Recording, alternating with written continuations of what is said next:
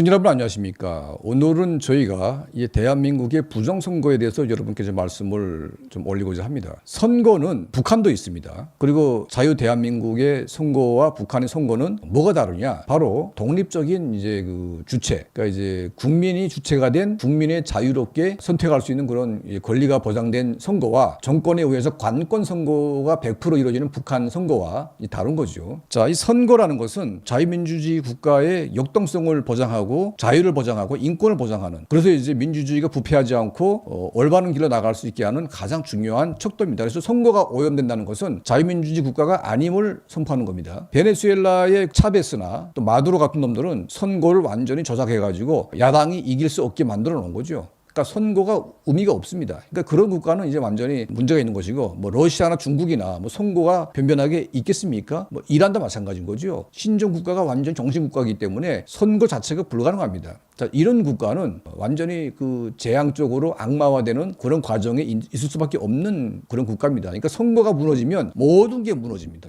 자, 대한민국이 지금까지 이뤄놓은 경제 기적과 민주주의는 바로 이 선거 제도의 민주주의를 통해서 우리가 이뤄낸 겁니다. 그런데 이 선거가 언제부터인가 특정 세력을 말살하고 특정 세력의 선거를 방해하는 아주 교묘하고 잘 짜여진 각본에 의해서 움직이는 이런 이제 부정의 냄새가 나기 시작합니다. 저는 이제 부정선거론자는 아닙니다. 왜냐하면 부정선거의 우심은 있지만 부정선거가 어떤 그 감사기관에 의해서 면밀하게 조사가 돼가지고 확정적으로 법의 판결을 받지 않았기 때문에 저는 부정선거라고 단정짓지는 않습니다. 하지만 부정선거 가능성은 저는 충분히 있다고 생각하는 사람이기 때문에 저와 같은 생각을 가진 사람들, 그러니까 부정선거에 완전히 빠진 사람들이나 아니면 상식적으로 부정을 할 수 있겠다고 생각하는 사람이나 아니면 부정선거는 없다고 생각하는 사람, 뭐 여러 가지 부류가 있겠지만 저는 그 중간에서 부정선거는 없을 수가 없다 이렇게 보고 있습니다. 왜냐하면 부정선거의 원흉이 되는 이제 그 여러 가지 이유가 있는데, 첫 번째는 해킹 위협입니다. 해킹 위협에 대해서 선관위가 이거를 방어할 수 있는 능력이 있냐 없냐. 윤석열 정부 때 국정원이 거기 한번 해보니까 충분히 국정원도 해킹이 가능하더라. 그러면 북한이 국정원 못지않은 해킹 능력을 가지고 있기 때문에 국정원도 하는 해킹을 북한과 중국이 안 하겠습니까? 그러니까 거기에 대해서 이제 선관위는 단 한 번도 해킹 위협에 대해서 방어할 수 있다는 것을 증명한 적이 없습니다. 그래서 이제 북한이 또 중국이 이 해킹 을 통해서 뭔가 조작할 가능성이 높다. 두 번째는 뭐 과거에 이승만 정부의 부정선거, 그리고 이제 뭐 군사정권 때 관권선거 뭐 이런 거의 위협 때문에 선관위를 이제 독립적으로 완전히 독립을 시켜놨는데 이제는 선관위가 그 독립된 권력을 악용해가지고 구조적으로 범죄 부패화된 카르텔을 형성하고 지금 이제 그 범죄화된 그 썩어 빠진 이런 구조하에서 무슨 일이 일어나는지 모르는 정도로 지금 그 문제가 심각해지고 있는 거 아니겠습니까? 그러면 이 선관위가 왜 문제가 생깁니까? 견제받지 않기 때문에 가족회사가 됐습니다. 아니 국가 공무원, 국가기관이 가족회사가 될 수가 있습니까? 자기네 가족들 다 비리를 좀 다 취업시키고 이게 일반화되어 있다는 거죠. 그러면 가족과 범죄와 부패가 카르텔화되게 되면 외부 세력이 누가 들어와가지고 선거 조작해가지고 이 부패된 카르텔을 영원히 유지시켜 줄게, 그런 유혹을 할 경우에 이놈들이 그걸 따르겠습니까? 거부하겠습니까? 이 부패가 돼 있기 때문에 충분히 외부 세력과 결탁해가지고 내부적으로 뭔가 이제 조작할 수 있는 그런 가능성이 충분히 농후한 그런 조직으로 이제 변질된 겁니다.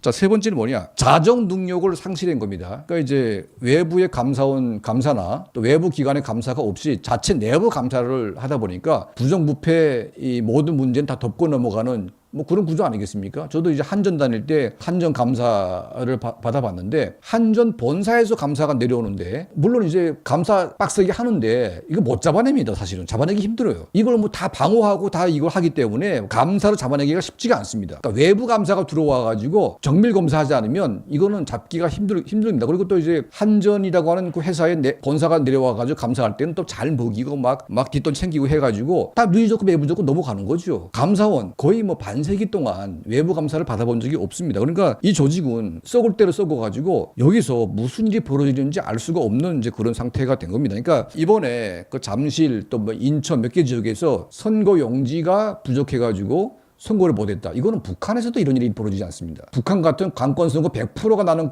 이런 국가에서도 뭐 선거 용지가 없어가지고 투표 못한다는 그런 개소리는 나오지가 않습니다. 이거는 부패한 뭐 중국이나 러시아 그런 데도 없는 거죠. 아니 이거 민주주의가 발달된 고도로 발달된 대한민국에서 선거 용지가 없어가지고 투표 간다는 이거는 선관위가 썩을 대로 썩었다는 그 증거가 이미 뭔가 튀어나온 거죠. 그러니까 너무 썩어가지고 아무리 감추려고 해도 좀 감춰지지가 않는 단계로 온 겁니다. 그리고 잠실 지역, 이런 강남 지역은 오세훈 후보가 유리한 몰표 지역 아닙니까? 왜 그 지역에서 그렇게 다 모자라게 나오고 그러니까 선거를 조작하려고 했던 그런 그 뉘앙스가 이게 뭐 그냥 우심이 아니라 저는 사실로 보는데 이거는 부정선거입니다, 완전히. 자, 그래서 선관위를 이번 기회에 완전히 개혁하지 않으면 저걸 잡아내지 않으면 대한민국은 망할 수 있습니다. 영원히 친중국가, 친북국가가 돼가지고 결국은 대한민국 전체 국민이 북한의 인민들처럼 굶어 죽는 나라가 될 겁니다. 왜냐? 선거가 제대로 안 되는 나라는 100% 그렇습니다. 선거의 자유를 지켜줘야만 대한민국은 보다 자유로워지고 청렴해지고 앞으로 나갈 수 있는 힘을 얻는 것인데